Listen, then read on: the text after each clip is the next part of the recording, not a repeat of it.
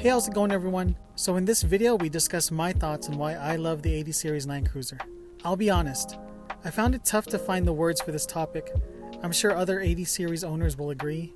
To express into words the feelings a person has owning an 80 Series in this day and age, the excitement, confidence, fondness, as well as the frustration that accompanies the ownership, are all hard to articulate.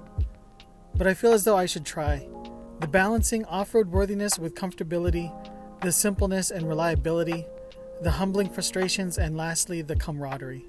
The Merriam-Webster Dictionary defines the term off-road as of relating to, done with, or being a vehicle designed especially to operate away from public roads. By that definition, how is it that Toyota designed a truck so comfortable off-road as it is on-road? Now, obviously, are their vehicles more capable off-road? Sure. More comfortable on-road? Hands down. But a perfect blend between the two? I can't think of a better option. You literally drive the trail, go up and down the trail, then drive back onto the road. There's no switching to four-wheel drive, no clicking of any buttons to adjust terrain management. And yes, one can say, well, yeah, duh, because it's a full-time four-wheel drive. Obviously, that throws fuel economy out the window, but that's what jerry cans are for. But that's not the point.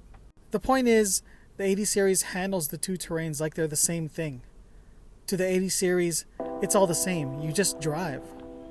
The front and rear solid axles offer amazing articulation off-road, even in stock form, while the coil springs give it the advantage of being a lot more comfortable on-road, with plenty of room to be a great soccer mom hauler or grocery getter at the same time. Again, there were other vehicles with the same designs, but why does the 80 Series stick out from the rest? Because it keeps simplicity and reliability its top priority. KISS stands for Keep It Simple, Stupid, and the engineers at Toyota built upon that idea. They took simple designs that have been proven to work and focused on those. They made sure to over-engineer those aspects, not by making them more complicated, but making sure those aspects continue to work. Take for example the engines. 3FE or 1FZE for the US models, both known throughout to be million-mile motors. Yes, they ran like tractors, but they were virtually indestructible. I mean, high mileage is a badge of honor in the Land Cruiser world. The reason for this? They continue to use technology that worked and was proven. Be it old technology, they weren't the most efficient, most powerful, or innovative, but they damn well ran. Toyota still operates by this concept today. The engine in my 2013 GX460 is the same engine that's used in the 2023 version. And this race isn't a 100-yard dash, it's a cross-country marathon. I will say, however, the simplicity can lead to certain frustrations. But I am a firm believer that these frustrations merely stem from the fact that the 80 Series is now a 30-year-old design. I recently had to replace my fuel tank. Some idiot thought drilling a hole in my tank for gasoline would be a good way of letting me know I had a ton of rust in there. I was stressed out trying to find a replacement, and an arm and a leg for a brand new one, if you could find one. Most used ones were so beat up, they were pretty much just missing the hole that was drilled in them. It was sheer luck that I had this problem around the time I did. I was able to snag one from a local enthusiast. This problem isn't just for the fuel tanks. This is the problem you essentially run into in all aspects of the truck. Albeit, it's a problem you run into for any old vehicle. It's inevitable.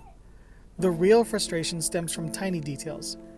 Frustrations that at this point are somewhat comical.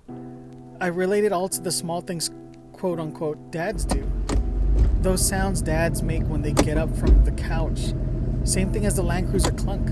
Look it up, it's a thing. The way the voltage meter bounces up and down when you hit the turn signal is practically a sick dad joke at this point. The laughable excuse of cup holders? It's the equivalent as the dads rocking those Nike Air Monarchs. Dads just do these things, and maybe it's because that's what we do as we get older, but the same goes for the 80 Series. As frustrating as they may be, I find these quirky little bits endearing. With all of this said, the off-road worthiness, the reliability, the laughable frustrations, these are the things that give the 80 Series its character. It's what the 80 Series community loves about it. I've been involved with the car scene since I got my first car, a 1982 Toyota Corolla, and the 80 Series community might be the most closely knit group I've ever been involved with. Maybe second only to the first-gen Celica community. I've met so many good people when I've reached out for help, sold or bought any extra parts, Shoot, even driving around the streets, I end up meeting a fellow enthusiast. I mean, these are the people who go out of their way to help you figure out a problem, give you a better deal, or find you a certain part, solely because they've been in your shoes. It's because they share the same passion for this reliable off-road beast, as well as the same passion for the frustrating quirks it brings. Why is the 80 Series Land Cruiser held in such regard? Why do I love the 80 Series Land Cruiser so much? For all the reasons we as a community love it in the first place. Its off-road prowess and its simplistic reliability. What truly makes it legendary, though, is the community behind it. The 80 Series Land Cruiser is world-renowned, a vehicle that definitely carries a reputation that precedes itself.